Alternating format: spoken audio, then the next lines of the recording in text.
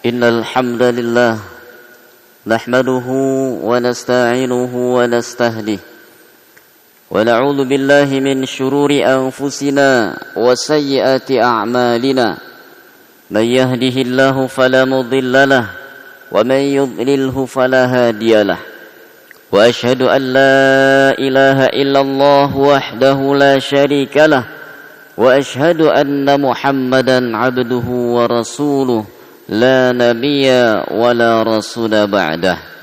قال الله تبارك وتعالى يا أيها الذين آمنوا اتقوا الله حق تقاته ولا تموتن إلا وأنتم مسلمون.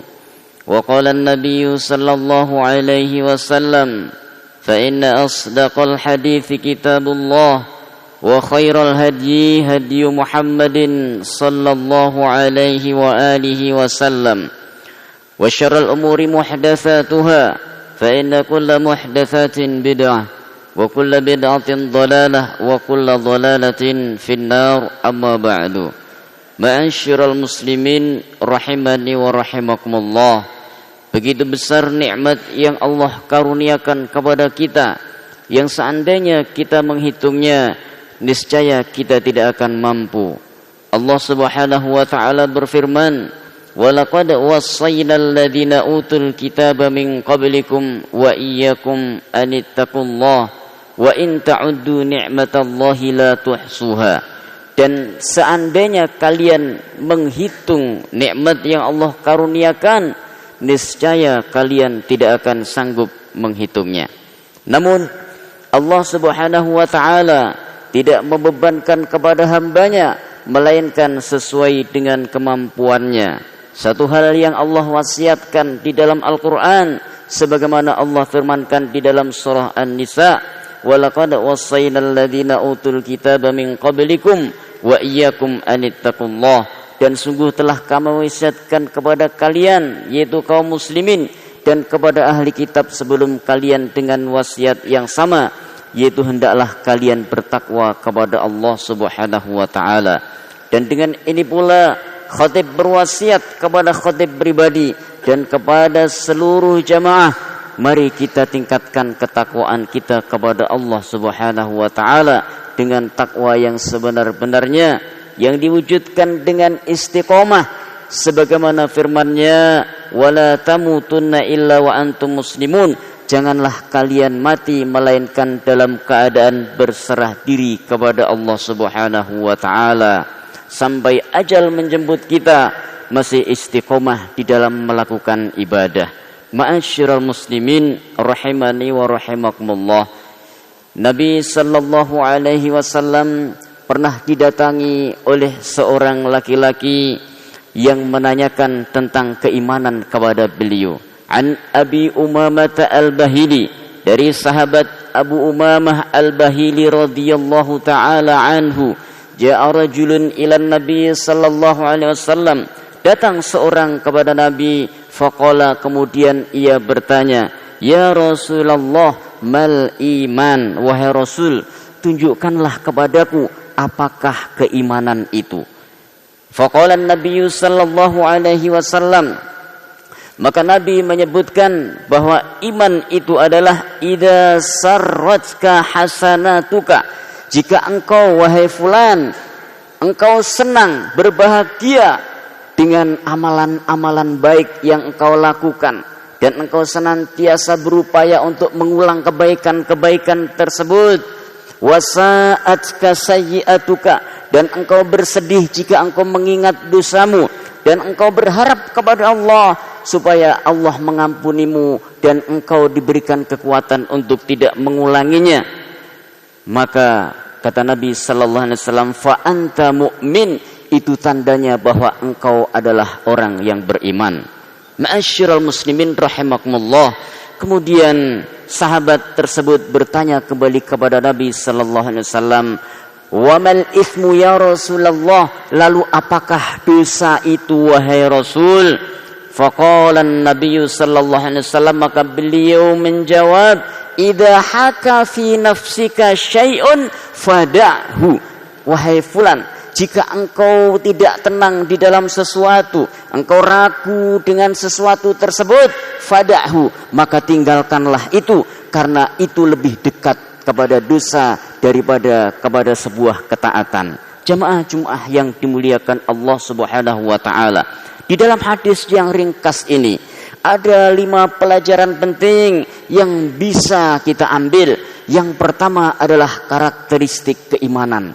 Ternyata keimanan itu sangat mudah sekali untuk difahami, mudah untuk diterapkan, mudah untuk diamalkan, dan mudah untuk didakwahkan.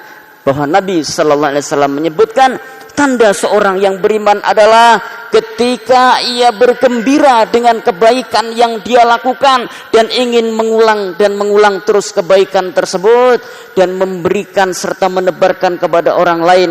Dan ketika seseorang kemudian bersedih dengan dosa yang pernah ia lakukan dan berupaya untuk tidak melaksanakan kembali. Kemudian ketika seseorang meninggalkan sesuatu yang meragukan, maka dia adalah seorang yang beriman, kata Nabi Sallallahu Alaihi Wasallam.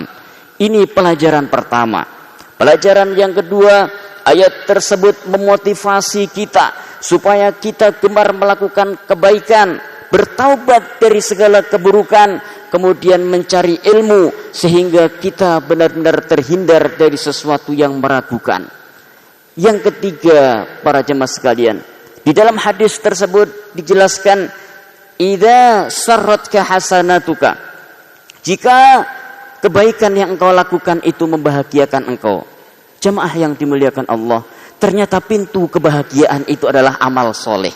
Maka seorang yang melakukan amal soleh, seorang yang senantiasa memperbaiki dirinya, memperbaiki hatinya, membersihkan jiwanya, sehingga ibadah yang dia lakukan benar-benar menjadi tazkiyatun nafas.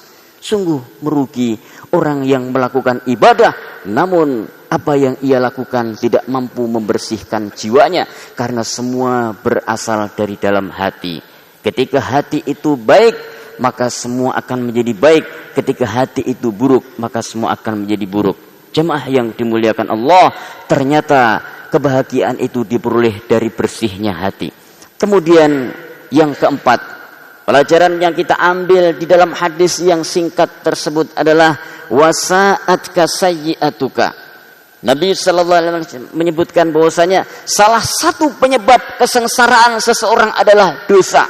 Sehingga disebutkan di dalam ayat yang sudah kita kenal, alam nashrah laka sadrak, bukankah kami telah melapangkan dadamu wahai Muhammad sallallahu alaihi wasallam, wa wada'na 'anka wizrak, dan kami telah menghilangkan beban-beban berat tersebut dari dirimu.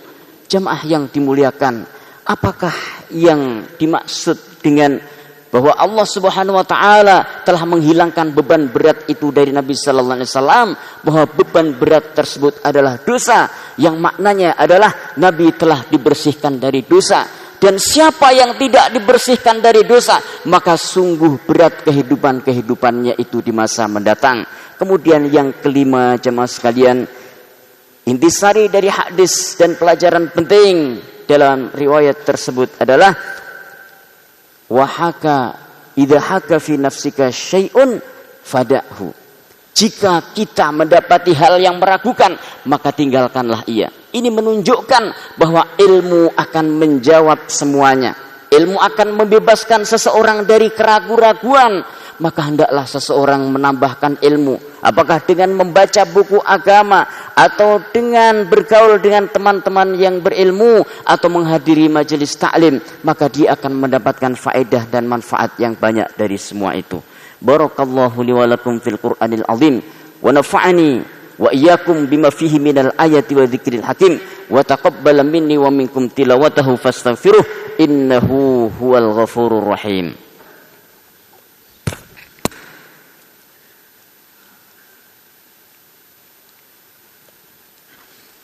Alhamdulillah wassalatu wassalamu ala Rasulillah wa ala alihi wa ashabihi wa man walah wa man tabi'ahum bi ihsanin ila yaumil qiyamah, amma ba'dah. Ma'asyiral muslimin rahimani wa rahimakumullah. Itulah pelajaran penting yang bisa kita ambil Karena Nabi sallallahu alaihi wasallam sudah menyebutkan utitu min jawami'il kalam.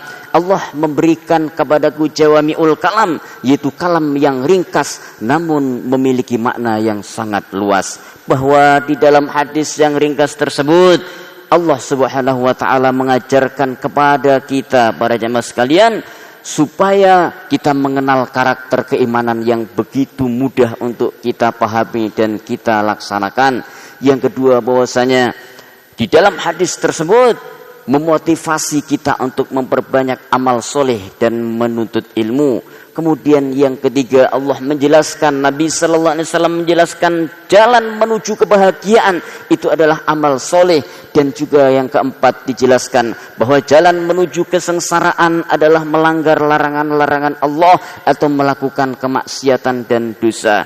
Kemudian yang kelima menjelaskan bahwasanya keraguan-raguan itu tidak akan mendatangkan manfaat bagi siapapun juga, terutama bagi kaum muslimin yang hendaknya kita meninggalkan hal yang meragukan menuju hal yang yakin, ya seyakin-yakinnya dengan ilmu yang kita miliki. Mengakhiri khutbah yang mulia ini, maka khatib ingin menyampaikan sebuah perintah yang sangat agung di dalam Al-Quran, yang mana perintah tersebut tidak hanya Allah tujukan kepada kaum muslimin, akan tetapi Allah sendiri melaksanakan dan para malaikat pun juga diperintahkan. Allah Subhanahu wa taala berfirman, "Innallaha wa malaikatahu yusalluna 'alan nabi." Sesungguhnya Allah dan para malaikatnya bersalawat kepada Nabi sallallahu alaihi wasallam. Ya ayyuhalladzina amanu sallu 'alaihi wa sallimu taslima. Wahai orang-orang yang beriman, bersalawatlah kalian kepada Nabi sallallahu alaihi wasallam dengan salawat yang banyak. Allahumma salli ala Muhammad wa ala ali Muhammad kama sallaita ala Ibrahim wa ala ali Ibrahim innaka Hamidum Majid. Allahumma barik ala Muhammad wa ala ali Muhammad kama barakta ala Ibrahim wa ala ali Ibrahim innaka Hamidum Majid. Allahumma ighfir lil muslimina wal muslimat wal mu'minina wal mu'minat al ahya'i minhum wal amwat innaka sami'un qaribun mujibud da'awat wa yaqdiyal hajat. Allahumma a'izzal Islam wal muslimin wa ahlikil kafarata wal musyrikin. Allahumma anfa'na bima 'allamtana wa 'allimna ma yanfa'una wa zidna 'ilma.